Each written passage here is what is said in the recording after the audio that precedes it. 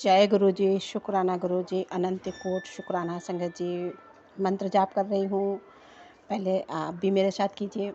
ओम नमः शिवाय, शिव जी सदा सहाय। ओम नमः शिवाय, गुरु जी सदा सहाय। जय जय गुरु जी, शुक्राना गुरु जी। गुरुर्ब्रह्मा गुरुर्विष्णु गुरुर्देवो महेश्वरा, गुरु साक्षात् परम ब्रह्म तस्मै श्री गुरुदेव नमः। संगत जी, जय गुरु जी। माँ शारदे कोटि कोटि प्रणाम वंदन अभिनंदन। माँ, हे माँ दुर्गे, आपको कोटि कोटि प्रणाम।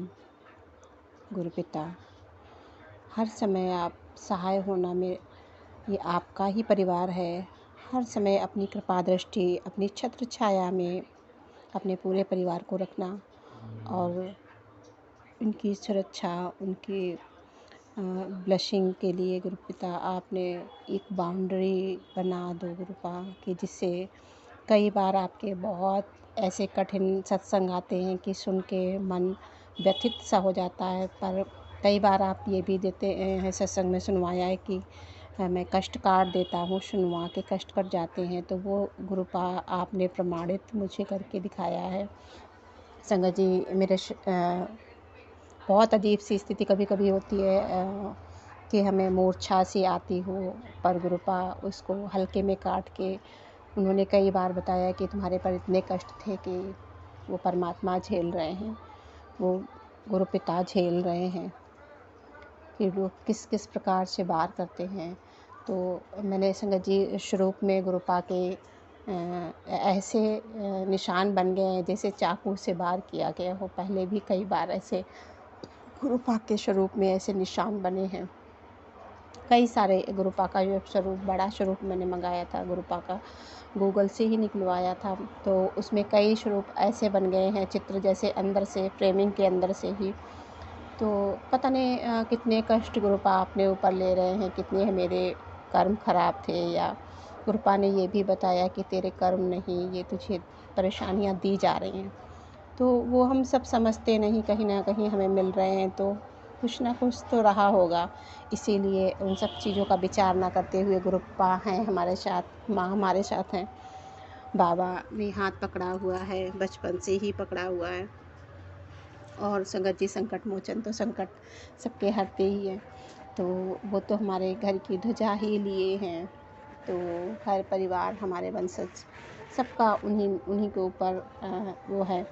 तो सबको ब्लेसिंग गुरुपा देना सत्संग के माध्यम से, सभी संगत परिवार को, और जो भी नई संगत जुड़ रही है गुरुपिता सबको ब्लेसिंग देना, जीव जंतु को ब्लेसिंग देना। अनंत कोट शुक्राना गुरुपिता, हर सांस शुक्राना। संगत जी, कल शिव पुराण का परिचय, शिव पुराण का सुना आपने विघ्नेश्वर संहिता में।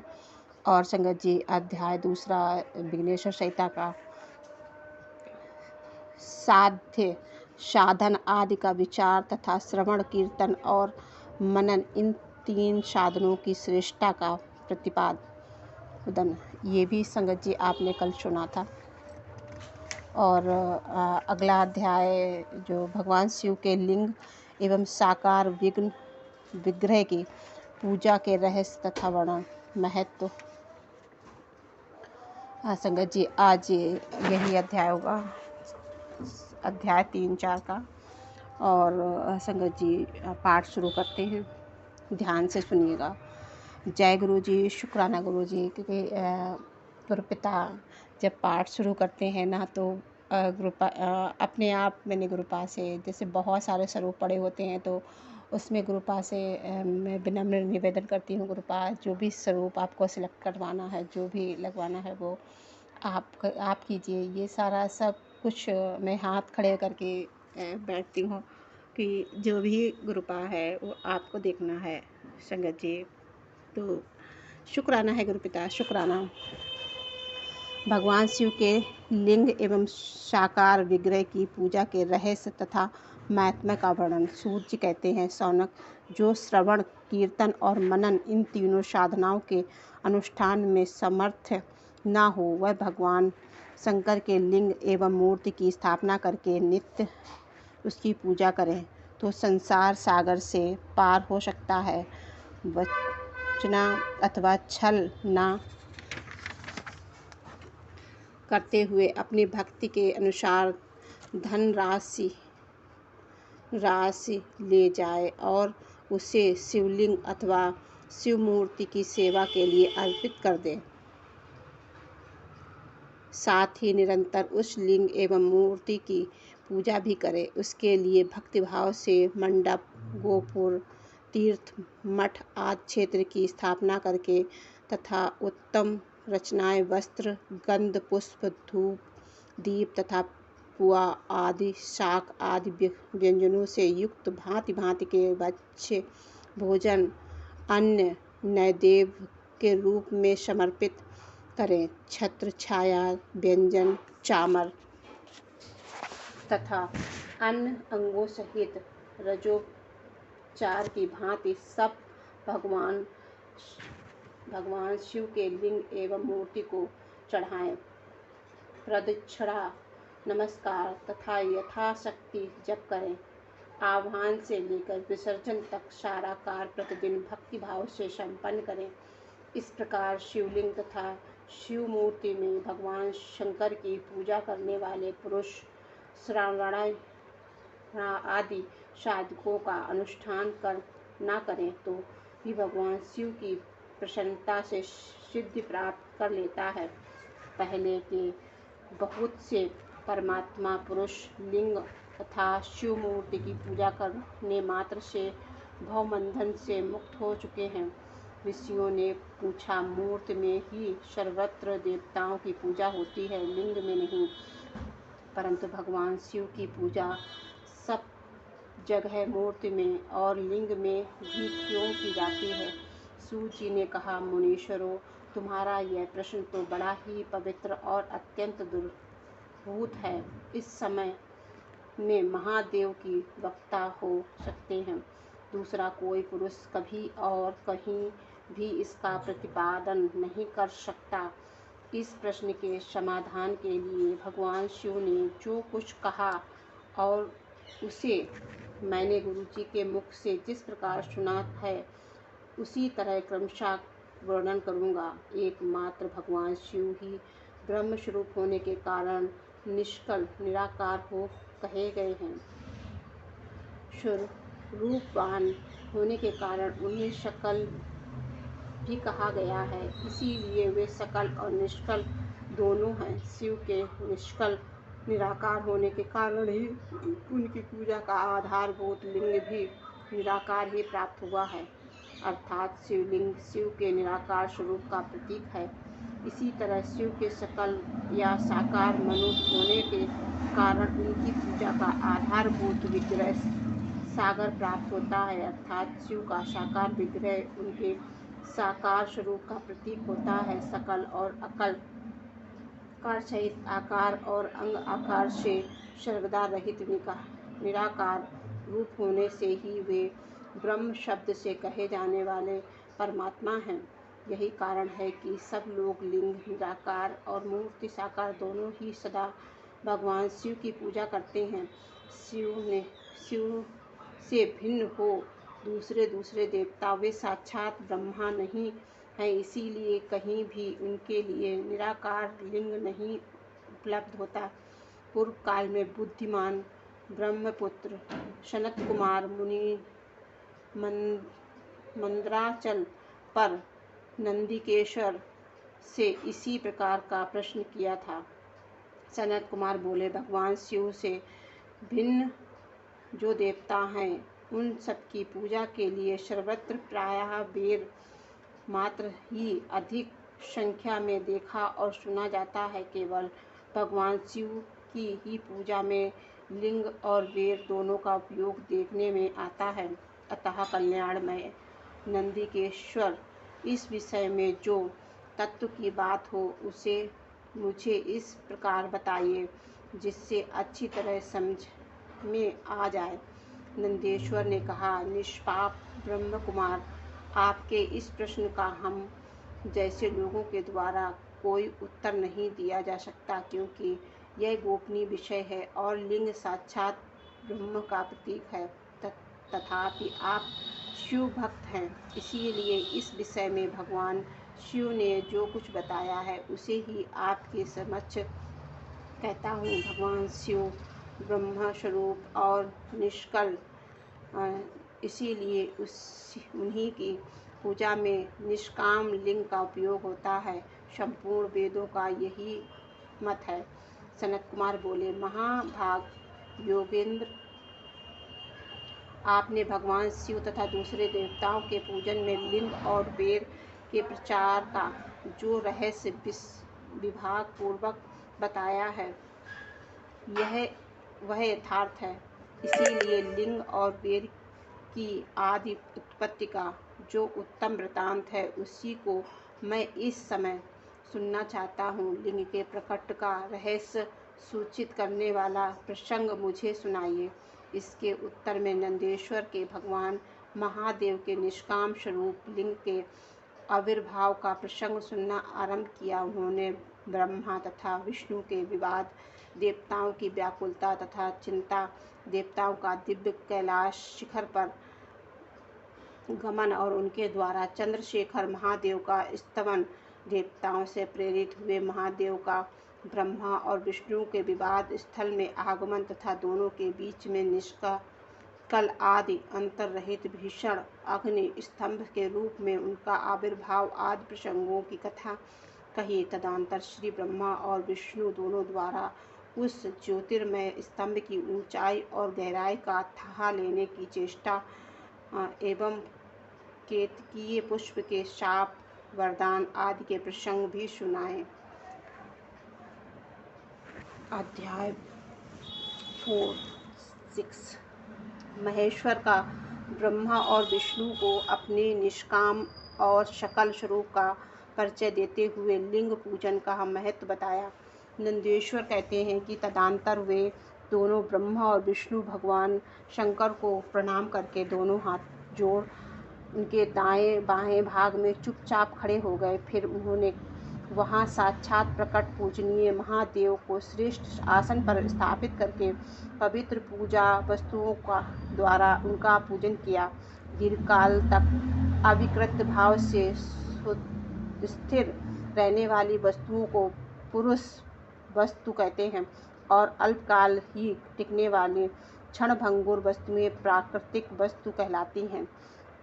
इस तरह वस्तु के ये दो भेद जानने चाहिए। किन किन वस्तुओं से उन्होंने भगवान शिव का पूजन किया, यह बताया जाता है। हार, नूपुर, केयूर, किरीट, मणिकमय कुंडल, यज्ञोपवीत उत्तरी वस्त्र, पुष्पमाला, रेशमी वस्त्र, हार, मुद्रिका, पुष्प, तंबूल, कपूर, चंदन और अंगूरुका, अनुलेप, धूप, दीप, श्वेत छत्र, व्यंजन, ध्वजा, चांवर तथा अन्य दिव्य उपहारों का जिनका वैभव वाणी और मन की पहुँच से परे था, जो केवल पशुपति परमात्मा के ही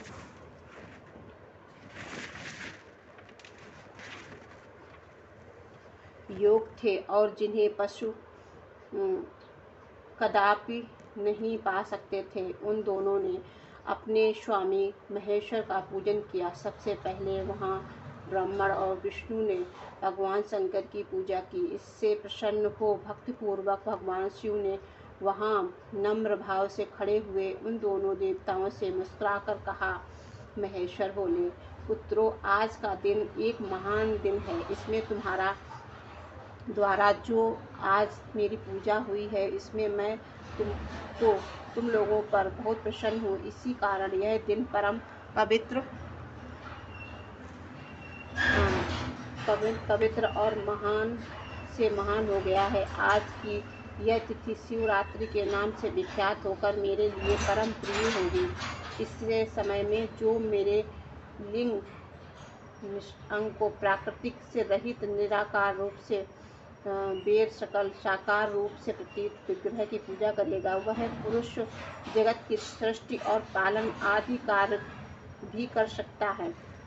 जो शिवरात्रि को दिन रात निराहार एवं जितेंद्रिय रहकर अपनी शक्ति के अनुसार निश्चल भाव से मेरी यथोचित पूजा करेगा, उसको मिलने वाला फल वर्णन सुनो। 1 वर्ष तक निरंतर मेरी पूजा करने पर जो फल मिलता है, वह सारा फल केवल शिवरात्रि को मेरा पूजन करने से मनुष्य तत्काल प्राप्त कर लेता है। जैसे पूर्व चंद्रमा का उदय समुद्र की वृद्धि का अवसर, उसी प्रकार यह शिवरात्रि तिथि मेरे धर्म की वृद्धि का समय है। इस तिथि में मेरी स्थापना आदि का मंगलमय उत्सव होना चाहिए। पहले मैं जब ज्योतिर्मय स्तंभ रूप से प्रकट हुआ था, वह समय मार्गशीर्ष में आर्द्र नक्षत्र से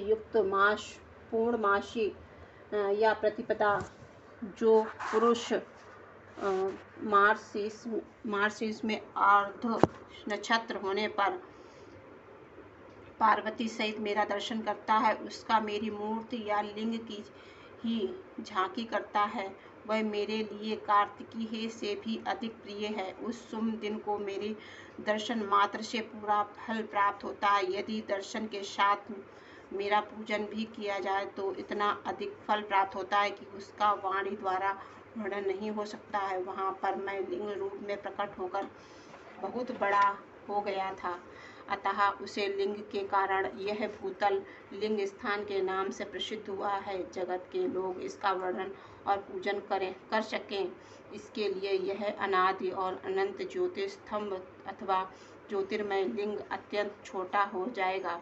यह लिंग सब प्रकार के लोभ सुलभ करने वाला तथा भोग और मोक्ष एकमात्र साधन है।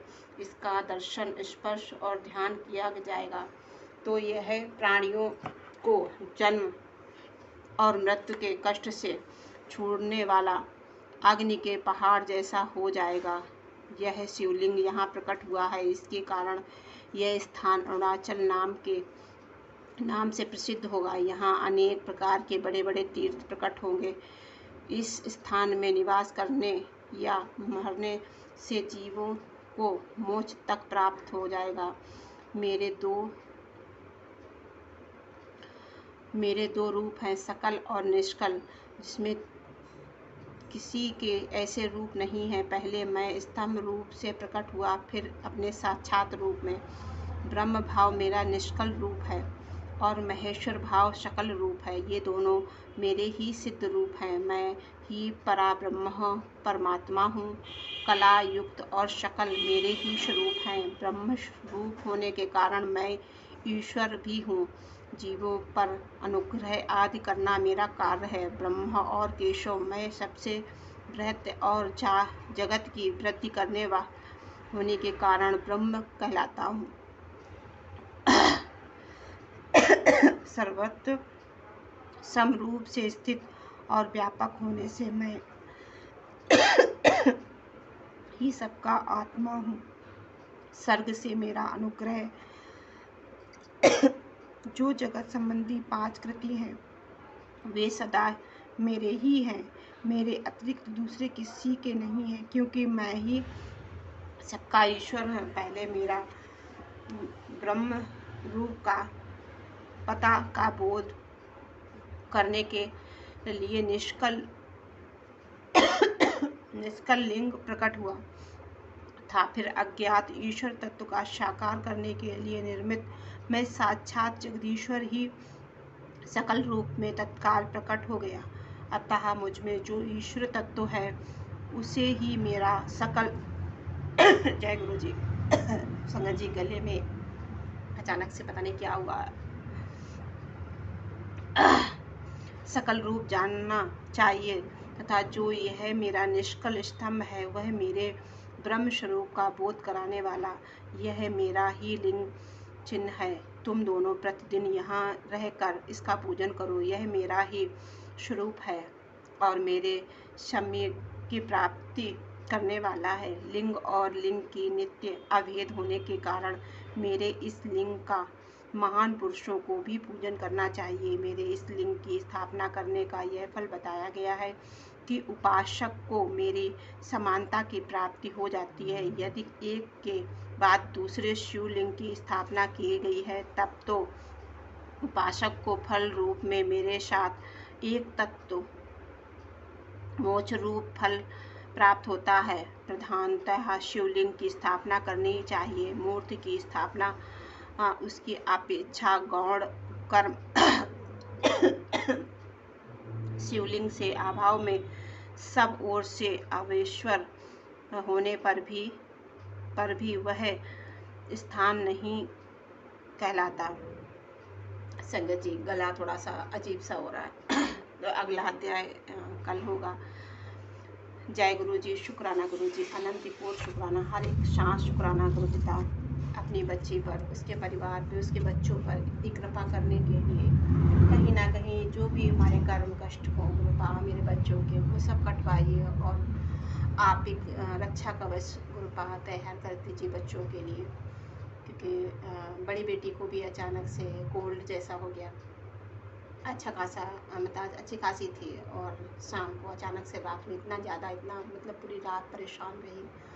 और गुरु पिता आपने भी सत्संग के माध्यम से मुझे सुनवाया, तो उसके कष्ट कटवाने के लिए गुरु पापा आपका अनंत कोटि शुक्राना, और श्वास श्वास शुक्राना, हर एक पल का शुक्राना गुरु पिता। आप हर समय अपने बच्चों पर कृपा दृष्टि